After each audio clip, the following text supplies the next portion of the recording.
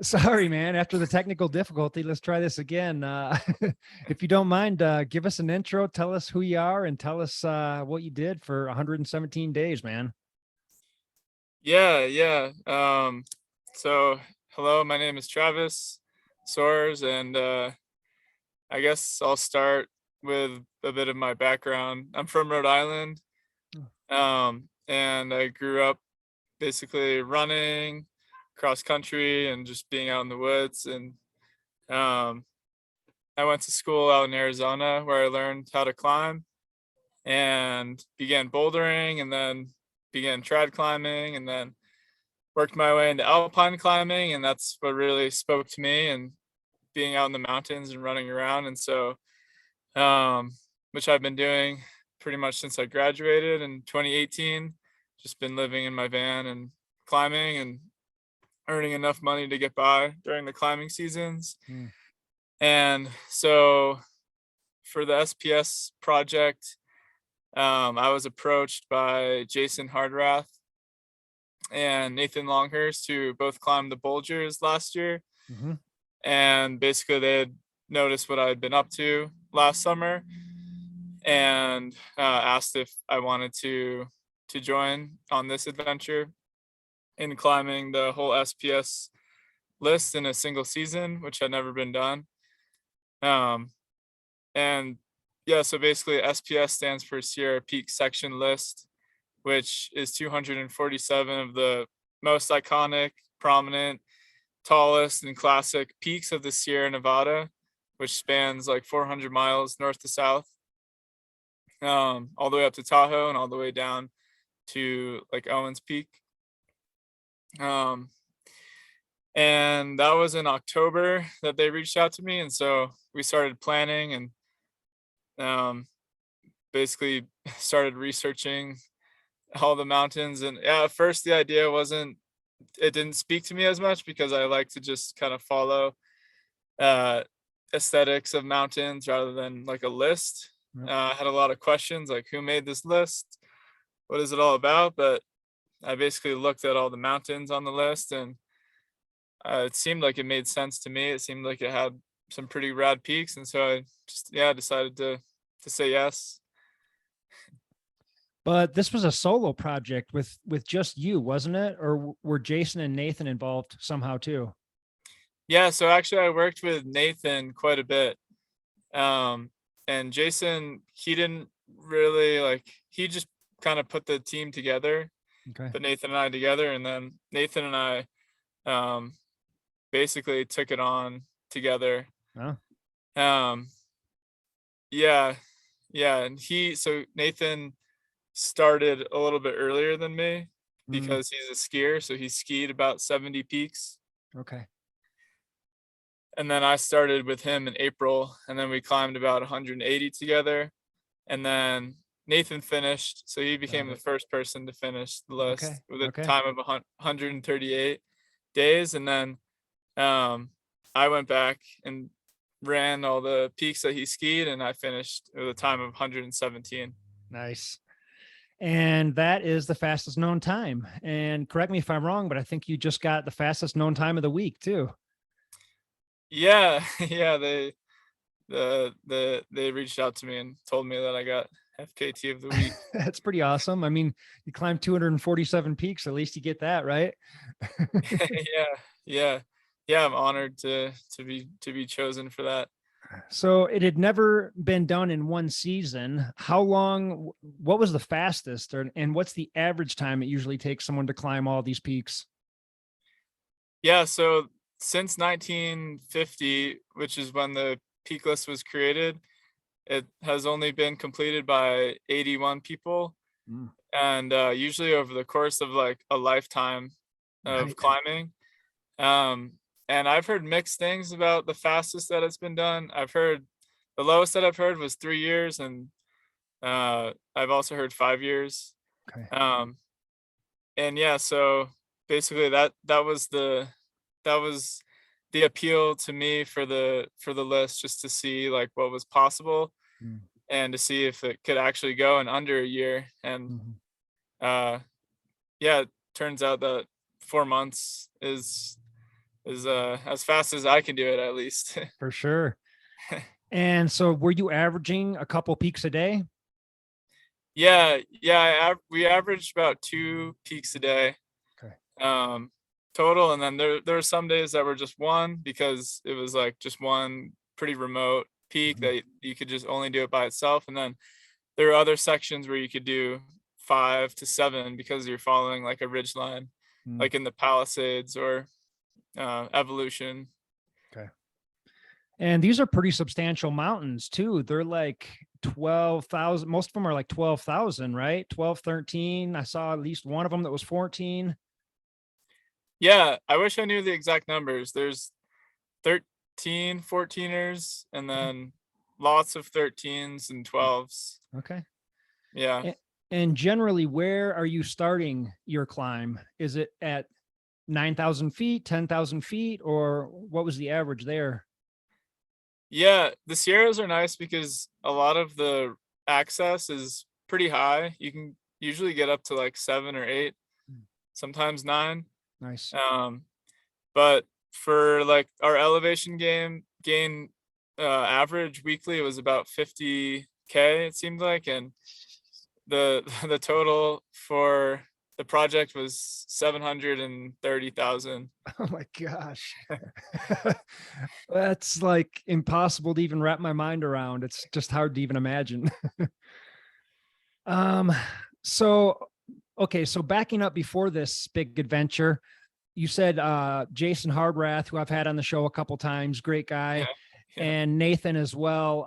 They reached out to you and proposed this to you. What were you up to beforehand that you grabbed their attention? Yeah, it was around last year that I started diving into the world of FKTs. Okay. And so I started out in Joshua Tree with a climb called Right On, which is pretty much the tallest multi-pitch in Joshua Tree. It's about 4 pitches and it's rated 5.6. And Jason had the record on that, and I heard about it. And I think his time was like 40-ish minutes. It's pretty short climb. It's only like 2 miles. But I had climbed that quite a bit and figured that I could go faster, so I just decided to go for it. Mm, Even though I knew about Jason and like I knew that he was like a world class athlete, so I was a little intimidated to try to go for his time, but ended up breaking it. And then Jason basically took notice and he gave me a whole list of other things that I should try that summer. And so I ended up doing quite a few other FKT routes, such as like the Tuolumne Triple, Mount Conness, Matterhorn, just a lot of stuff in the Sierras. okay. Um, yeah, And why the Sierras? Is that just the place that you've landed to do most of your climbing while kind of living in the van and sort of dirtbagging it? Or do you have a draw to that area of the country, or what's your connection out there?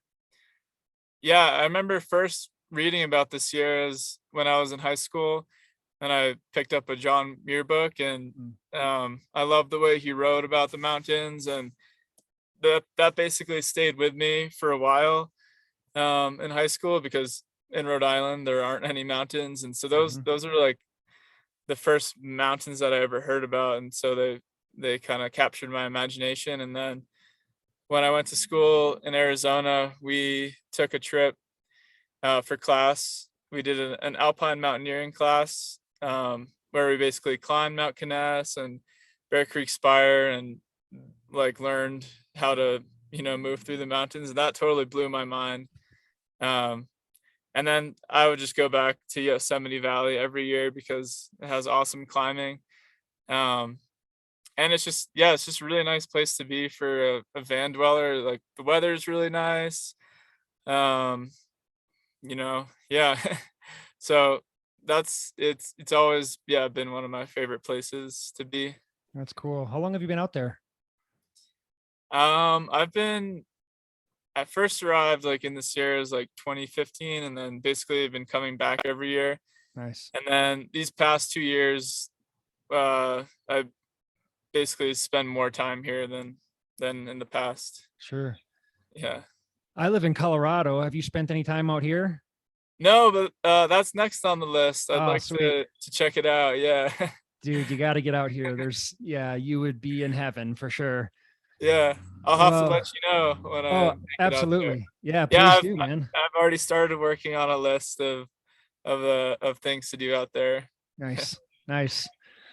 Okay, so you discovered FKTs and then fell in with Jason Hardrath, and Jason Hardrath has over 100 FKTs. And one of the cool things about this sport is, um, especially with people like Jason, there's not a lot of secrets. Like if you break his record, he's cool enough to reach out to you and say, "Oh, dude, you should do this one and this one." And that's one of the coolest things about this sport. But before that, were you doing a lot of running? Are you an ultra runner?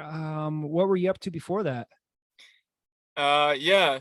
Yeah, so yeah, going back to what you said about Jason and how supportive he is, that's one of my favorite things about this community. Mm. Um, and yeah, if anyone is interested in tackling the SPS list FKT, reach out to me because I got lots of ideas of how it can go faster. I'm sure. But Yeah.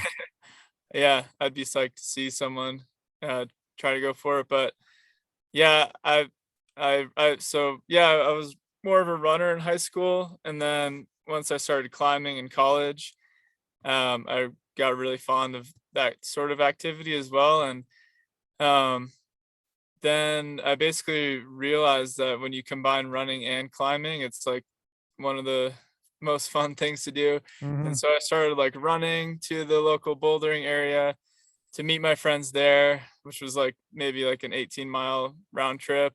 Oh, wow. And it was just so fun to run and then climb.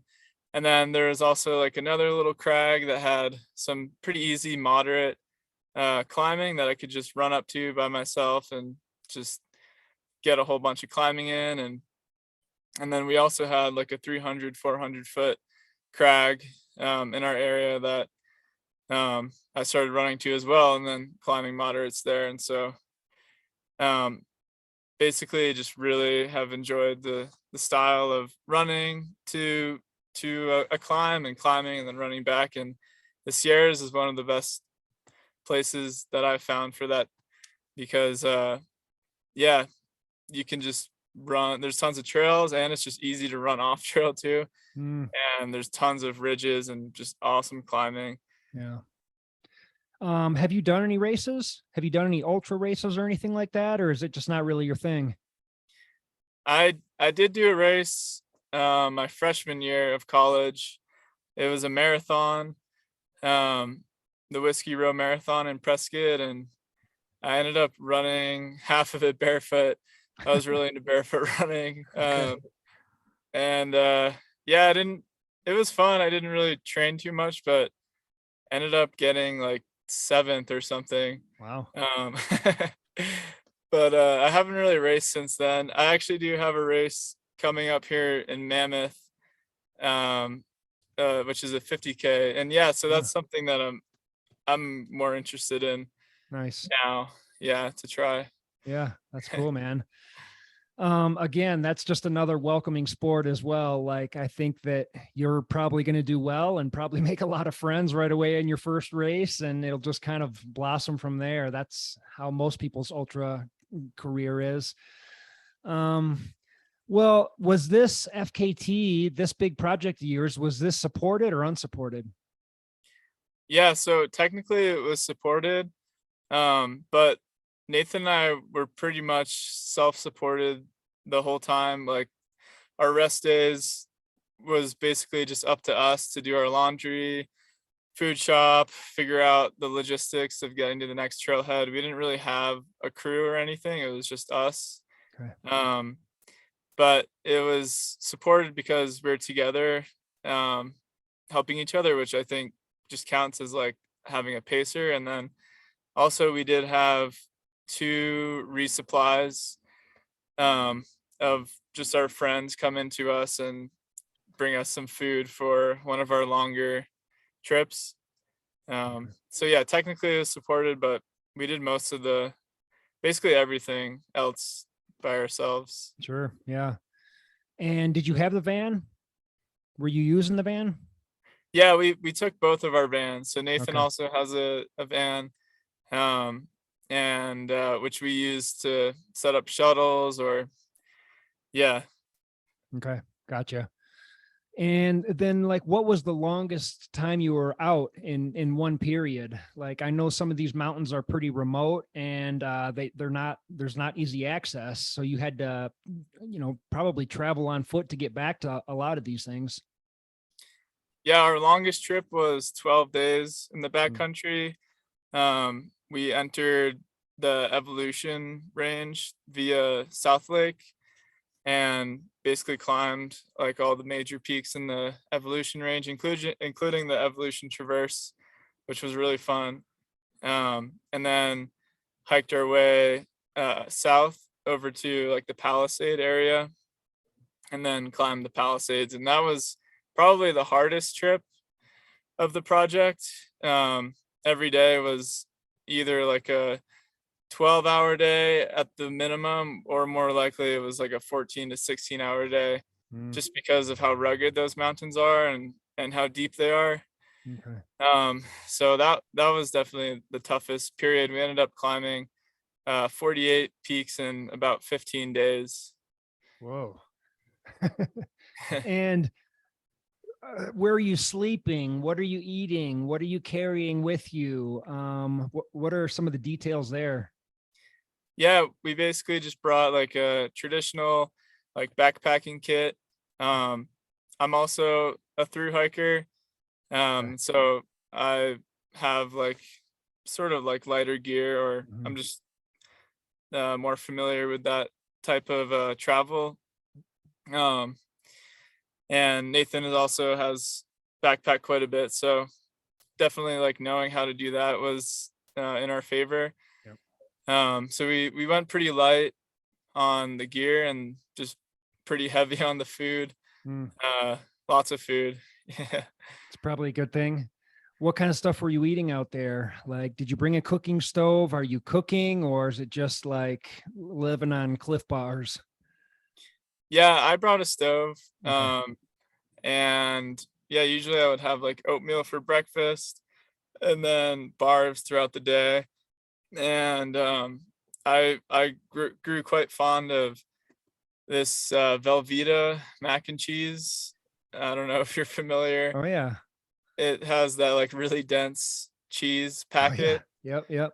Um, I ate so much of that stuff that there was like times when I would be sweating and smell myself, and my sweat kind of smelled like the cheese. And I'm like, oh man. uh, Uh, overdosing on mac and cheese out there.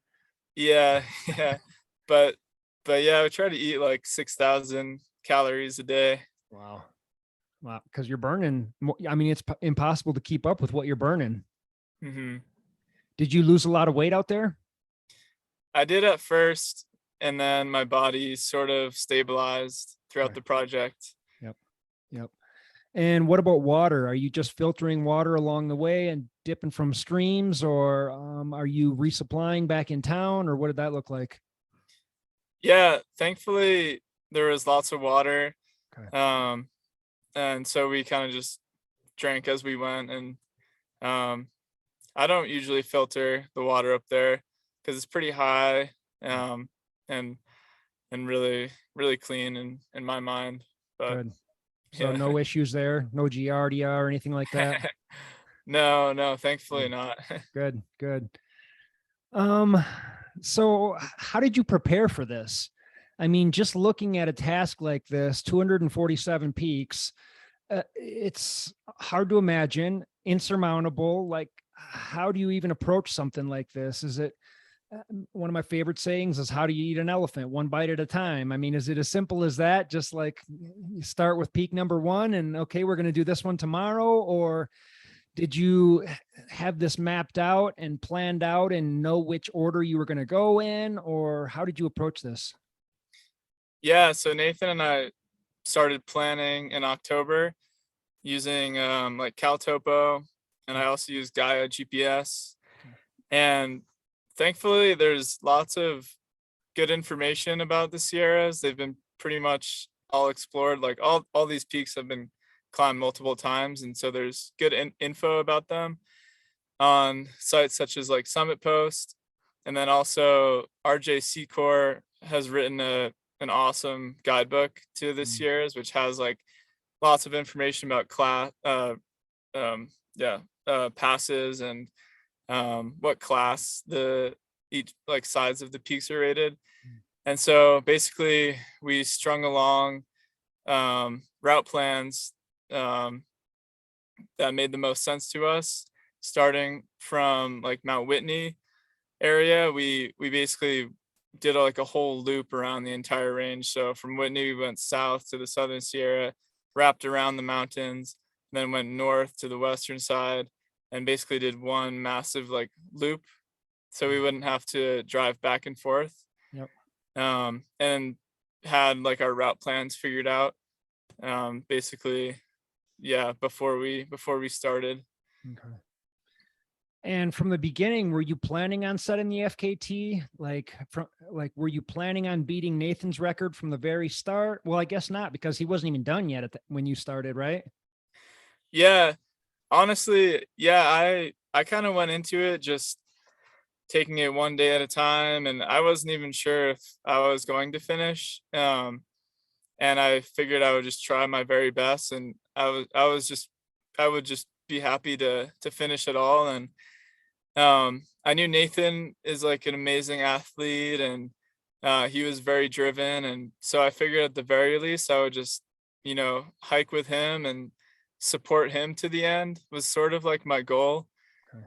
Um, and then once Nathan got to the end, I only had like 70 peaks left, and then I was kind of like, well, I guess I guess I can finish this too. Yeah. Uh, Yeah. so yeah, I was kind of just staying present, taking it one day at a time, and enjoying the adventure. Okay. And then on those last 70 peaks, were you primarily by yourself?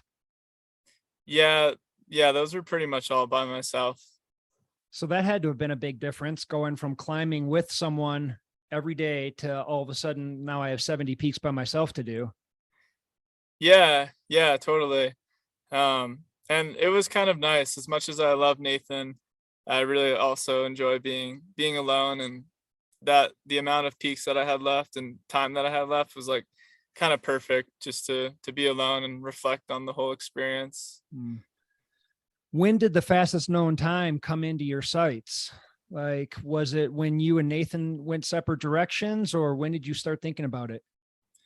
I think right about when I hit halfway, so like 123 peaks, is when I realized that I might actually be able to finish, because if I could climb 123 peaks once, then maybe I can do it again. And so that kind of felt like the whole time before that I had been like pushing out my boat slowly like into the ocean, um, and but looking back at shore, like being like, well, I could always head back. It's not too late. But once I hit halfway, it was like time to commit to just heading out into the ocean and seeing what happened.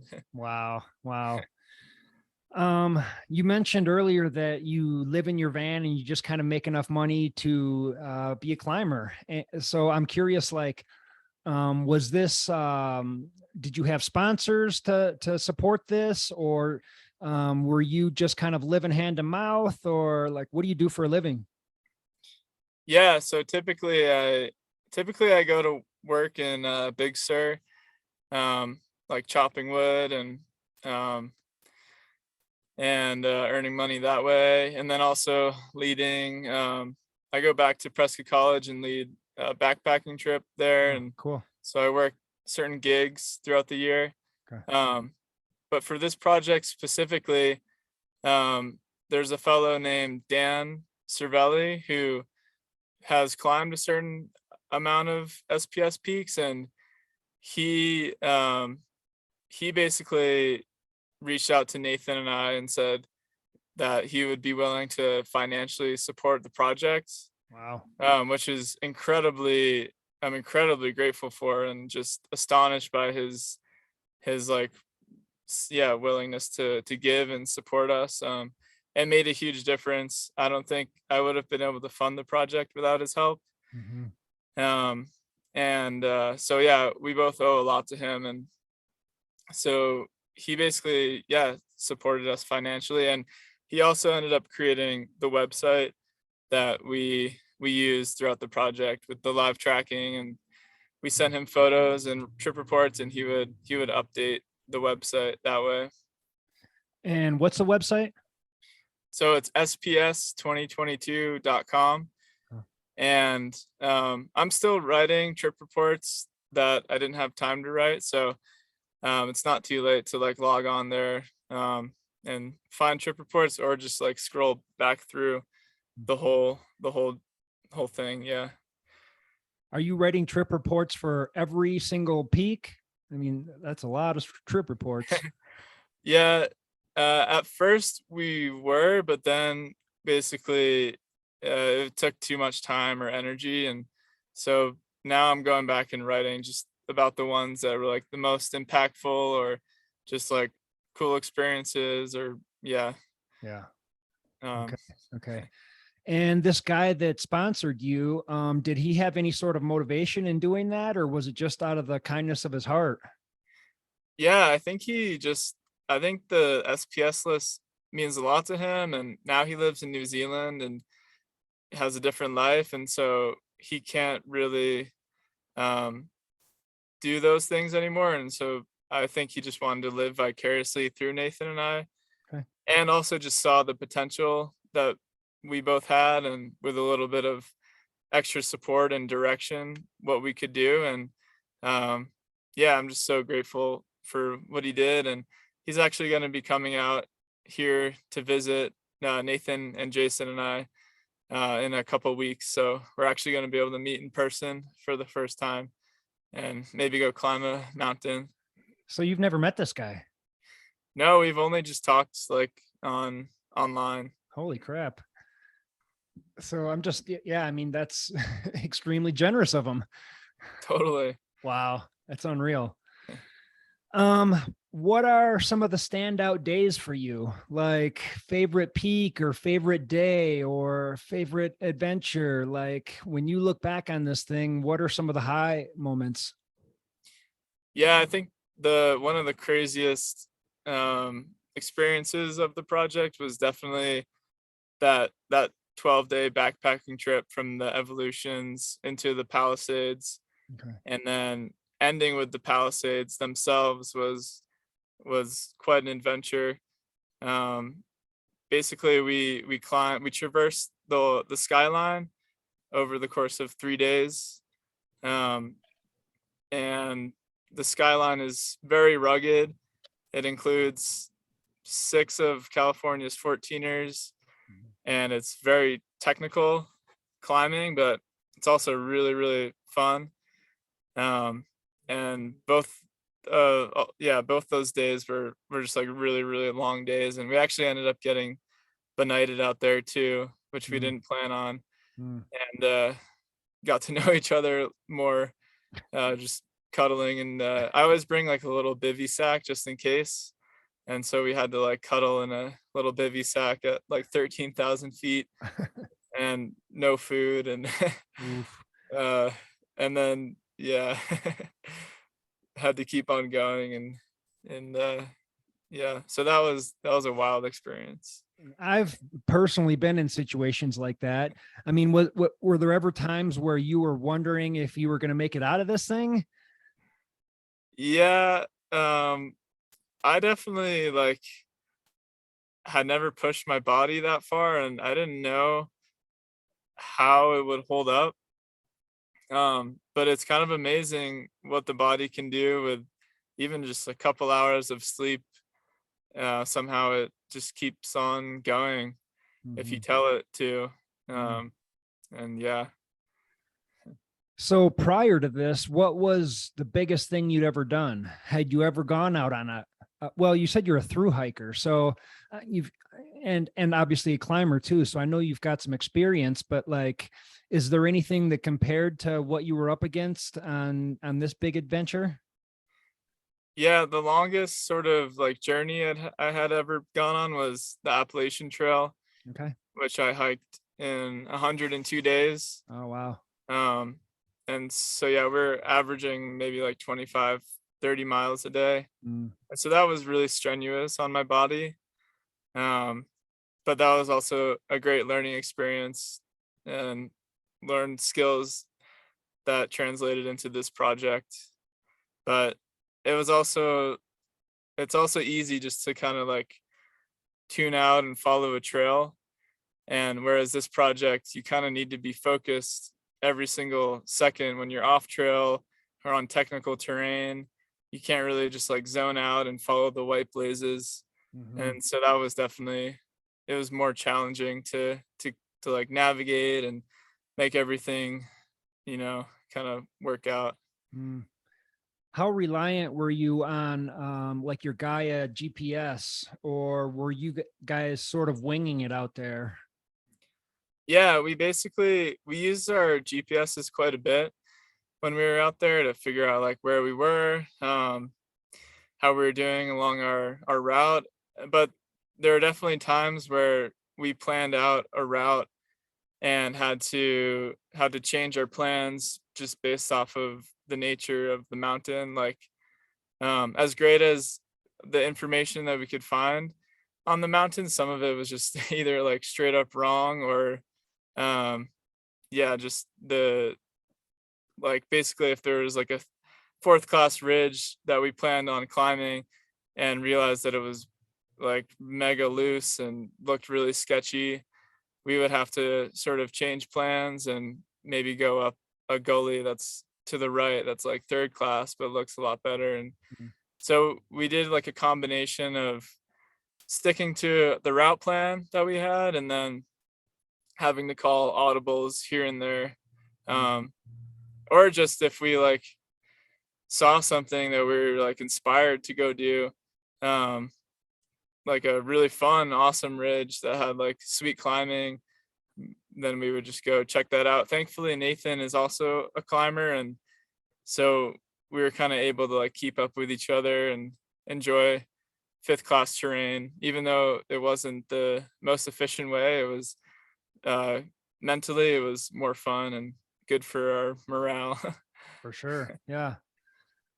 Um, it sounds like it sounds like a blast, man. It sounds like fun. It's like just the dirt bag's dream, living in a van and going out and bagging as many peaks as you can in a short time. Like, to me, that's the dream life, you know? Like, you kind of touched on it, but like, what were you carrying with you on like that 12-day push? Like food and a bivy and a little bit of like warmer clothes. And did you have any like luxury items that you were carrying with you, or were you just stripped down to absolute minimal gear? Yeah, I brought this pack that you can see Okay. behind me. And I brought a tent. Nathan didn't bring a tent, but I brought one just so we would have one, and because there were also storms forecasted for that Sure. specific week. So that was kind of my luxury item, the tent.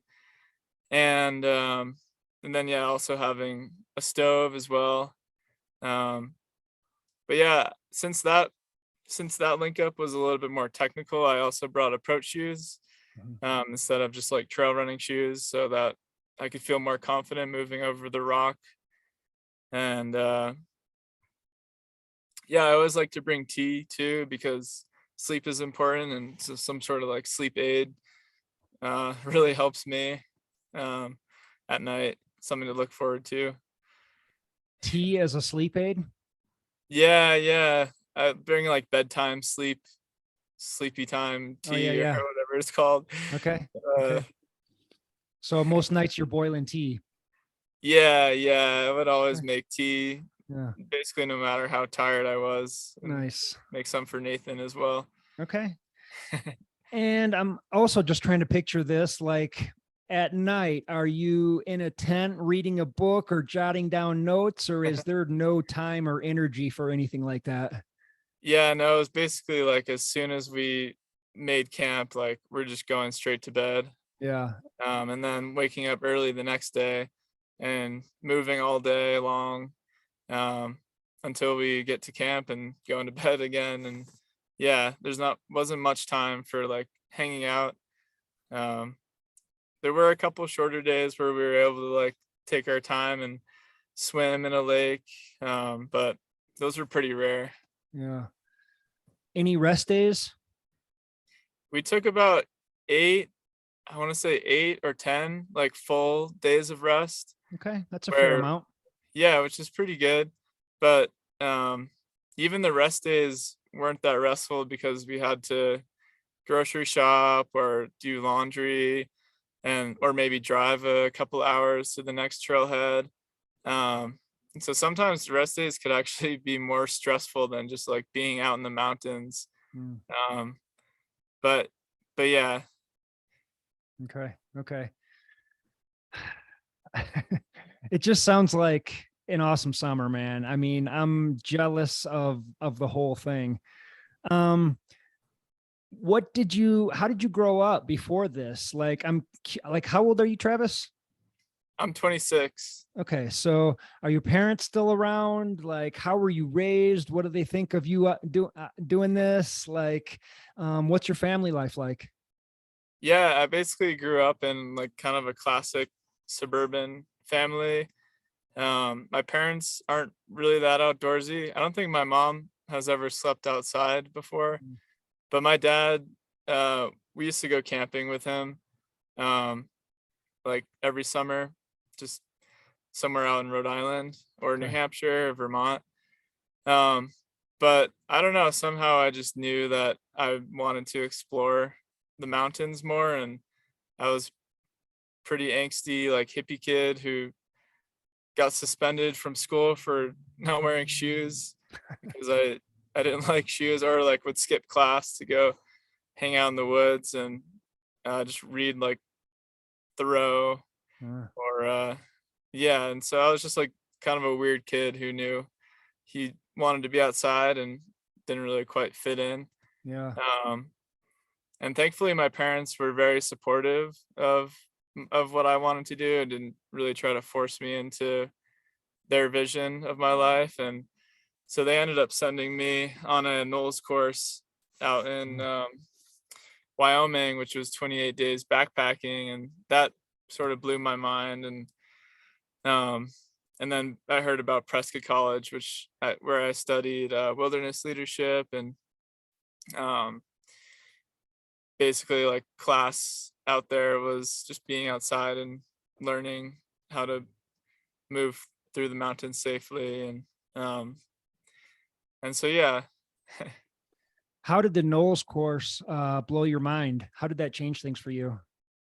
Yeah, I basically realized like how much like how much space there is out in the world. Like since I was from Rhode Island and like the East Coast, everything's kind of like crammed together, and I just felt so alive out there. And I think when I was like growing up in high school, I was maybe a little depressed because I felt crammed and wanted to like roam free.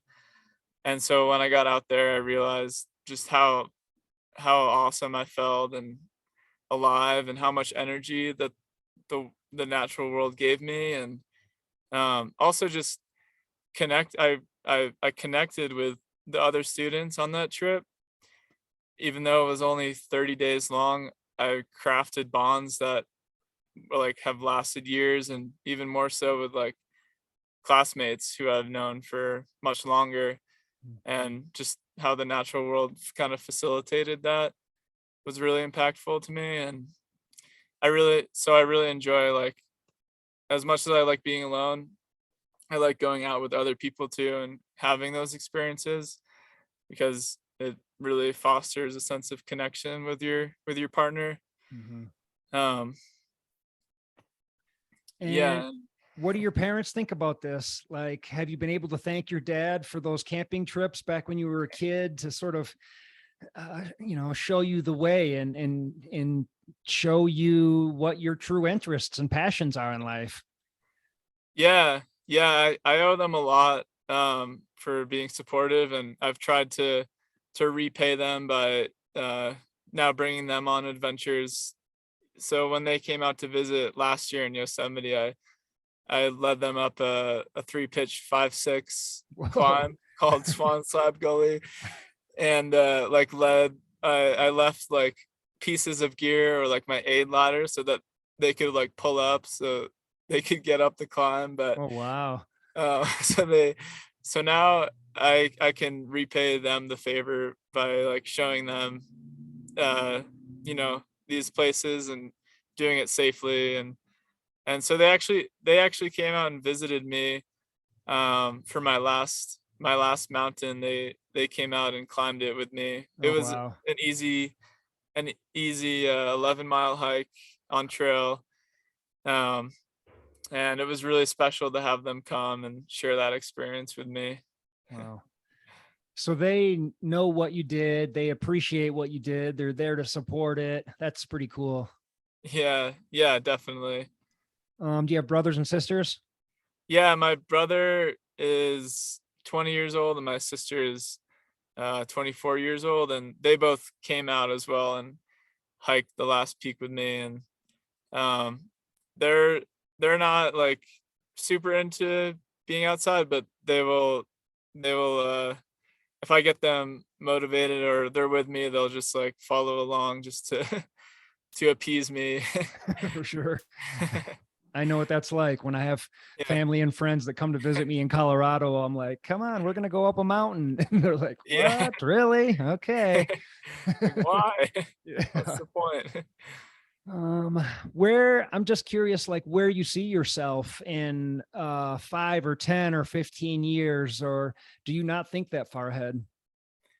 Yeah, I definitely like I finished this project sort of realizing how much potential that I have, Yeah, um, and just other people in general, like how much we limit ourselves mentally is is kind of wild. And then once you start to break down those barriers, you realize that if you really want to strive towards a goal, then you can make it happen if you just take it one step at a time and just really put all your energy into it. We have really deep reservoirs that we rarely tap into. Um, and just exploring that within myself, I think is something that I want to do, just whether it's through the modes of mountains or just yeah, whatever it is really like I just want to kind of explore my limits more, and it just so happens that mountains are the way that I chose to do that. And I think anyone can do that um through, you know, anything. for sure. And so for me, yeah, I'm more excited to see what's possible in the mountains and keep pushing my own limits, and also just exploring new areas and seeing what other beautiful landscapes are out there, like in Colorado. You know, Hmm. Yeah. I've heard it's quite beautiful out there. So just Yeah. I'd like to explore more places. And you're signed up for an ultra marathon, so it sounds like yeah, you're pushing your boundaries, and that's just going to feed into this lifestyle that you're living. You're going to be able to run farther into more remote places or run up things faster, just however you decide to push it. And it sounds like the mountains have a real draw for you, like you have a real connection just with the Sierra Mountains, obviously, but probably just the mountains in general. Do you have a connection like that with anything else? Like some people are really drawn to the ocean as well, or I mean, I guess what I'm getting at is like you love doing things in the mountains. Is there any other things that you're thinking about that are on your radar that you might be able to go out and push your boundaries, push your limits, and learn more about yourself? Or are you just kind of going to stay in the mountains? Yeah, actually, yeah, you brought up the ocean. The ocean, I think, is that other sort of like space that I really also enjoy exploring. Because since I'm from Rhode Island, I lived pretty much like a short walk from the ocean. I've always had a special connection with it, and I go hang out in Big Sur. Um, around this time of year, and that's where I've been learning to surf and Ah, spearfish as well, and just sort of explore the depths of the sea is, yeah, okay, also like a really cool nice. place. Yeah. Okay. Are you much of a surfer? I I'm not very good at it, but I've been starting to learn, Okay. um, and it's pretty fun. Yeah. It is fun. I've done it very, very few times and I totally suck at it, but like right away I was almost just like I understood it. I understood the lifestyle. I understood how people get drawn into it. I loved everything about it. So and spearfishing, that's pretty cool. Yeah, yeah, so I don't eat, meat unless I shoot it. I do hunt, like quail and, uh, small game such as Okay. jackrabbits and stuff. And then also, yeah, fish is quite plentiful in the ocean, and so, I haven't hunted or fished in a while, and so I'm definitely, like, starting to crave meat again, and so I'm Mm, excited to go do some more of that. nice. So you won't eat fish unless you spear it or catch it? Yeah, yeah. Okay. Okay. I like that. Um, what about low points while you were out there? Like, it sounds like there was barely time for sleep. There's no time to sit in your tent and read a book. Um, were there any points where you're like just getting frustrated with just going too hard, or I don't know, low points because of weather, or I don't know. What's your experience there? What's the biggest low points you had? Yeah, the biggest low point, um, is actually quite a heavy experience. So Nathan and I were, in Sequoia National Park at a trailhead out there climbing some peaks, and we pulled up to a trailhead, late at night, and there was one other car in the parking lot, and, so we just pulled up and went to bed since it was late and we were trying to get an early start for the next day. And Nathan went out into the woods and slept, and we were just using my van on that trip. And so I slept in my van, and in the middle of the night, I woke up and opened the door because it was, pretty hot. And then that morning at about 6 o'clock, I heard a footstep on my my step, and basically woke up and saw this woman enter my van, um, and she walked out when she saw me, and I just was trying to realize what was happening, and she came back in and, basically charged straight at me, um, and lifted her hand up like she was about to, like, throw a baseball over her shoulder, and I saw that in her hand she had a knife, Ooh. and, um thankfully my body just reacted before I really knew what was happening, and I caught her hand and like got up and pushed her up against the van door and said like stop, like what are you doing? And she just kind of like hissed at me and just had like a crazy look in her eye, um and so I just dragged her out of the van and pushed her away and told her to leave, and she ran back over to the car that was parked, which had been there the night before, and then she drove off.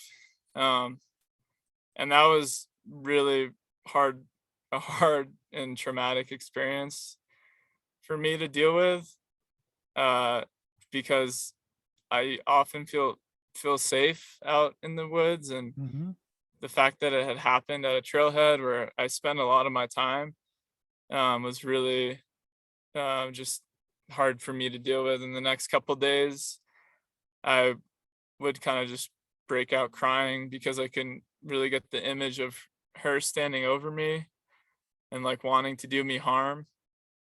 It was just like really tough, and I had to rely on Nathan quite a bit to like help me process. And um, at that point, I wasn't sure whether I wanted to keep going or not, but I figured like the mountains are the best place for me to go because that's where I've always gone when I'm experiencing like, hard times. And so slowly I just got more and more used to it. Um, but that was just like a weird experience. Wow, that's Yeah. insane. I know, man. Like when I talk to, like, for instance, coworkers who find out I spend a lot of time in the mountains, one of their first questions is like, "Aren't you scared of crazy people in the mountains?" And the answer is always no, because to me, I've never seen anything like that. And there's way more crazy people in town than there are in the mountains. But um, that's horrifying, man. That's scary. It sounds like obviously she must have been struggling with some sort of mental health or Mhm. something. Like Yeah. who knows what she was up against? Were you able to get a license plate or report it? Or that's just Yeah. it's a crazy story, man. Yeah. And I really, yeah, just I'm glad that she didn't do me any harm. And I also feel really bad for her at the same time. Like she's probably struggling with a whole lot of demons and stuff that I don't understand. But I called the 911 and they transferred me to the Rangers, and they ended up stopping her at the gate. And then they drove me down to like identify her, and it was her, and they found the knife and I guess sent her to the hospital to get Mm. looked at, and then sent her to jail. And I haven't really followed up with what's happened. Um, but yeah, I Wow. hope she like kind of figures out her life and doesn't do any harm to anyone else. Jeez. Did you get the sense that she was like homeless or living in her car, or what kind of vibe did you get there? It's weird because when she came in to my van for the first time and saw me, she said, "Oh, sorry," and then left. And then came back in 5 seconds later with the knife. And so I don't know if she saw a van that was open and wanted to rob it and just like grab whatever she could, but then saw me and was like, "Oh, well, if I want to steal, then I need to like get this guy out of the picture or what." Yeah, I can't really imagine what she was thinking. Wow. That's insane. And did you have any sort of a interaction with her when you identified her, or was it just done from a distance? Because I imagine you had to have been freaking pretty shook up at that point still. Yeah, they kept me in the Ranger car. Okay. Um and I did just like look at her and try to look her in the eye to see if like she would look at me, but she didn't Hmm. like look me in the eye. And um yeah, so Wow. Unreal, man. Um, how are you doing yeah, with that it's now?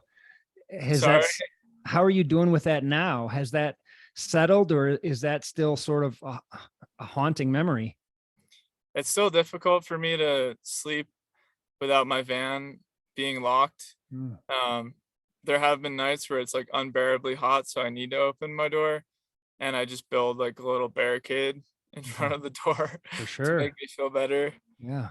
about it. But yeah, it's just interesting how like the most dangerous event of the project happened, like at the trailhead Hmm. involving humans. Hmm. Uh, yeah, Crazy. How far in were you at that point? I think that was around peak number 50, so maybe Okay. like a month. Okay. And did Nathan hear or see any of this, like the scuffle or anything that happened?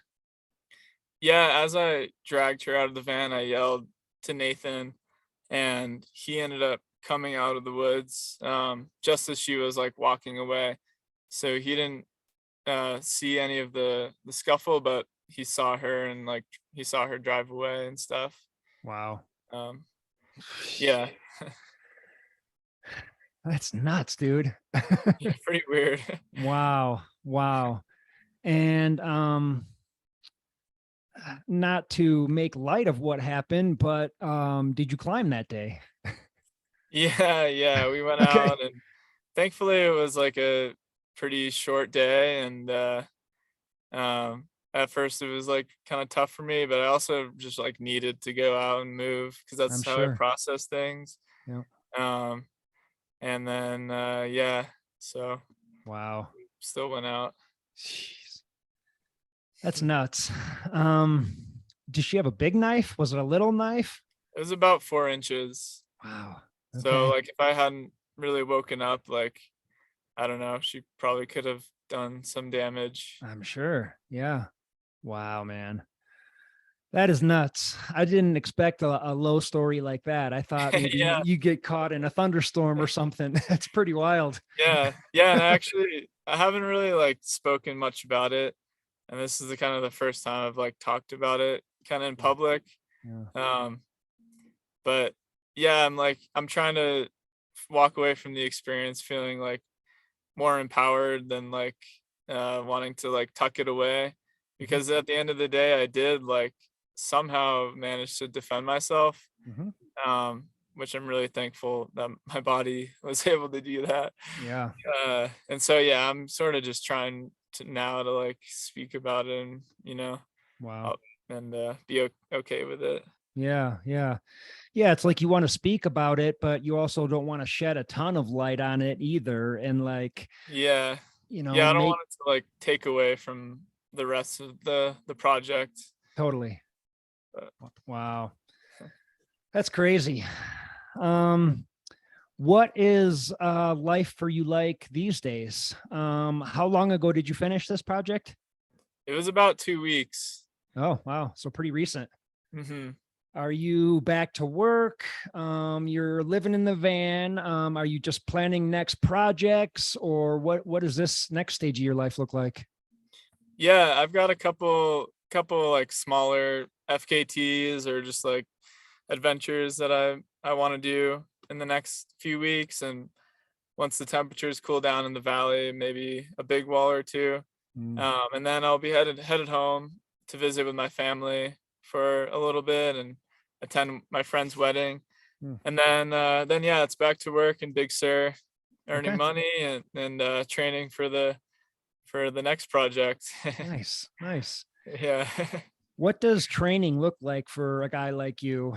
I mean, I imagine it's just you getting outside and moving your body every day, or do you have anything specific you're doing like pull-ups or body weight squats, or did you ever go to a gym?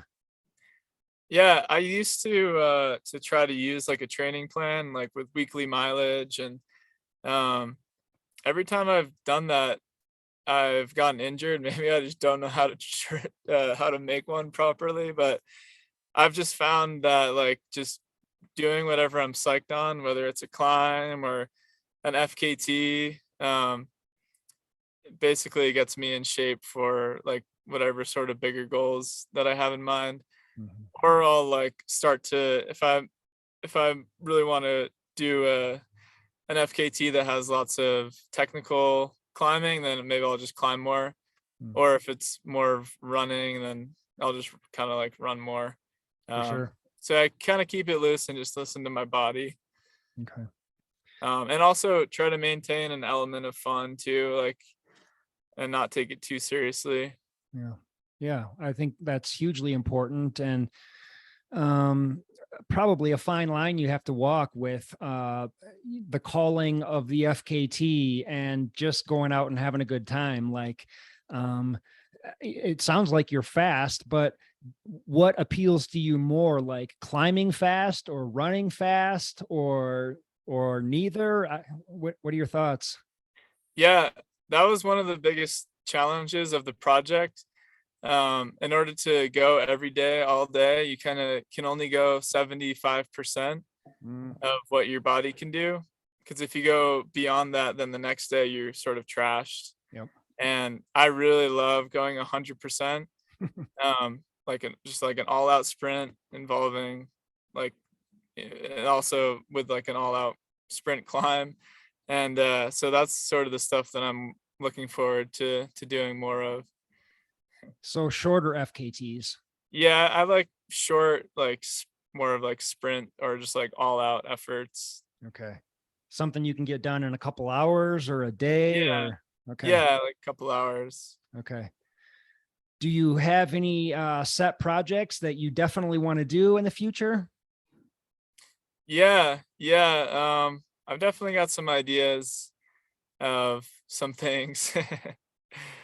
I uh, know most people kind of like to keep a lid on that, and I totally get it, but it like when you get your mind on an FKT, is there fear of someone else coming along and doing it faster sooner, or um like I'm just curious, like it sounds like you're being quiet about your plans in the future. Is there a reason for that?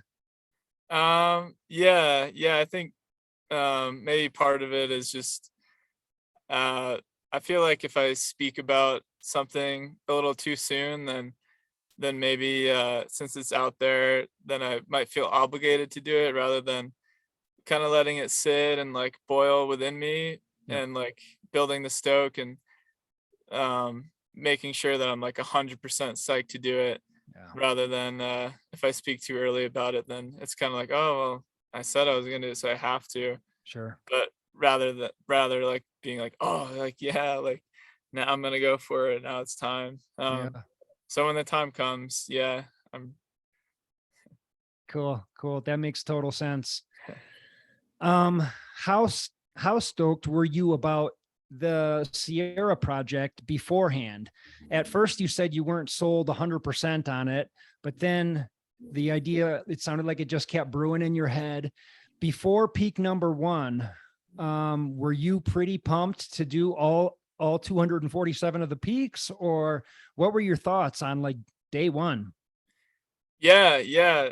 I had, I had like, since we heard about it in like October, I had a couple months to like really let it stew and think about it. And um, it just sounded like the coolest way possible to explore the Sierras in a short amount of time. And that was really like my main motivation, just to get to know the mountain range on a more intimate level. And just every day, I would learn more mountains. And so every day was making progression along building that relationship, whether it was uh, I would end up completing the whole project or not. It was just every day was like such a gift Hmm. um, to just be able to do that. And so yeah, I think my stoke kind of built as I went, Hmm. um, especially like because you can see a lot of the peaks um, from all the high points, so you can see like where you've come. Be Hmm. like, oh, I climbed all those peaks like a week ago, and Yeah. now I can see where I'm going. I'm going over there. Like, oh, sweet.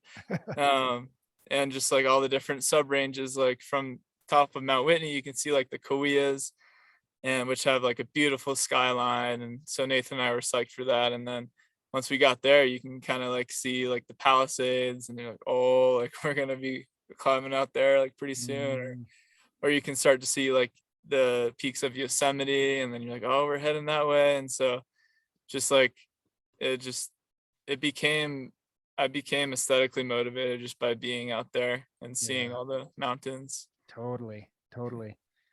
Um, a long time ago, like another lifetime ago, I climbed all the 14ers in Colorado, and there's like 58 of Nice. them. And when I got back from that trip, I think it was my sister actually, that asked me, can you name all the peaks? And I was like, yeah, I could probably name them all. It might take me a couple minutes, but I could get all 58 of them. Um, just out of curiosity, if someone held a gun to your head and said, I need the name of all 247, would it even be possible? Like, I'm just like, that's so many peaks. Like, could you name them all? Do you remember them all specifically?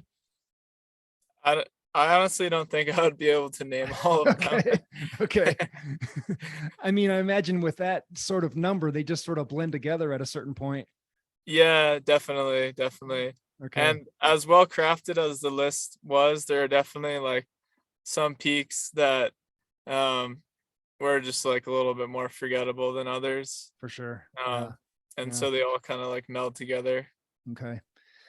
If you could give like a percentage of how many of them you were on an actual trail and how many of them you were off trail and just bushwhacking, do you have a guess for something like that, just so that I can picture what this looked like?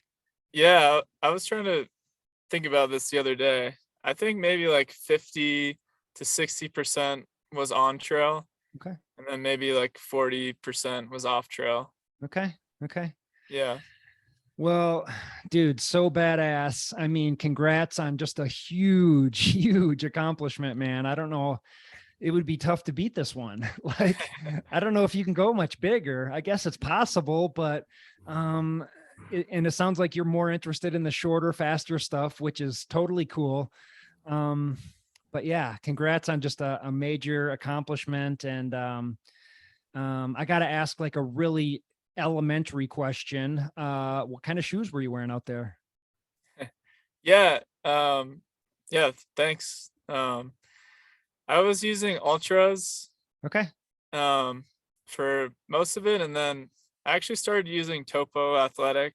I don't know if you're Okay. familiar with that For sure. brand. They're Yep. Yep. kind of like similar to ultras. I found that they hold up a little bit better Okay. for me, but Do you know how many pairs of shoes you went through? yeah, about 7. 7.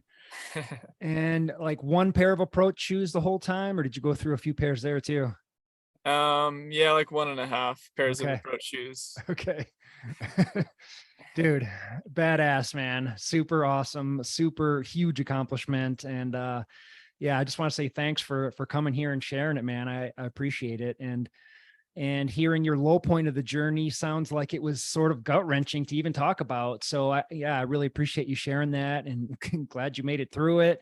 And yeah, man, I mean, what a journey. This is, I mean, you're never going to forget it, right? This is there forever. Yeah, yeah, that's right. Cool. Yeah, thanks for inviting me on, and it was an honor to come talk. I actually downloaded a couple of your podcast episodes while I was out there and Oh, plugged cool. them in and listened to a couple good ones. So Nice. yeah, Nice. I'm honored to be on the pod. Oh, it was an honor to have you. Did you listen to headphones a lot of the time out there, or do you go without headphones most of the time? Yeah, so my rule with listening to music or podcasts is only on trail. Oh, So typically I don't, but if there are like some like long days, and they're just like mindless trail miles, then I don't mind. yeah. Cool. Well, thanks again, Travis. I really appreciate Yeah. it. And I'll keep an eye on you. I can't wait to see what's in your future, dude. Yeah, I'll let you know when I'm out in Colorado. Yeah, please do. We'll hit something up. All right. Yeah, have a great Awesome. day. Cool, brother. You too.